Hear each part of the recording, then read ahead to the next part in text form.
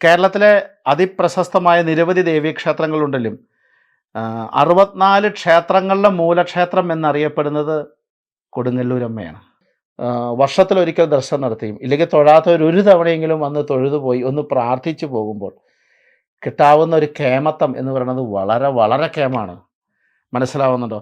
അതുപോലെ തന്നെ നല്ല ചുമന്ന പട്ടുകൾ സമർപ്പിക്കുക, ആൾരൂപങ്ങൾ കൊടുക്കുക, മഞ്ഞപ്പൊടിയും ശർക്കരയും ചുണ്ണാമ്പും കൊടുക്കുക, ശർക്കര വയ്ക്കുക, നെയ്യ് വയ്ക്കുക, നാളികേരം കൊടുക്കുക, അങ്ങനെ ഭഗവതിയുടെ ഇഷ്ട വഴിപാടുകളൊക്കെ ചെയ്യുക, കടുംപായസം കഴിക്കുക.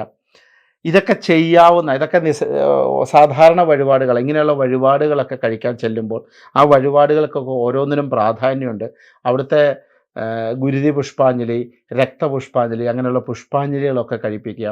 അതൊക്കെ എന്താ പറയണേ, സാധാരണ ഉണ്ടാകുന്ന കണ്ണേറ്, ദൃഷ്ടി, ശത്രുബാധ, സ്ഥലബാധ, പരസ്പര കലഹങ്ങൾ, പരസ്പര വിരോധങ്ങൾ, പരസ്പര ദുരിതങ്ങൾ, ഇങ്ങനെയുള്ള വിഷയങ്ങൾക്കൊക്കെ പൂർണ്ണമായ മാറ്റം സംഭവിച്ച് ഒരു പെട്ടെന്ന് തന്നെ നമുക്ക് ഒരു ഐശ്വര്യത്തിൻ്റെ, ഒരു സമാധാനത്തിൻ്റെ അന്തരീക്ഷം നമ്മുടെ കുടുംബത്തിലും കുടുംബാംഗങ്ങളിലും വന്ന് നമുക്ക് പെട്ടെന്ന് തന്നെ റിലീഫ് ഉണ്ടാവാൻ പറ്റുന്നതാണ് കൊടുങ്ങല്ലൂരമ്മ.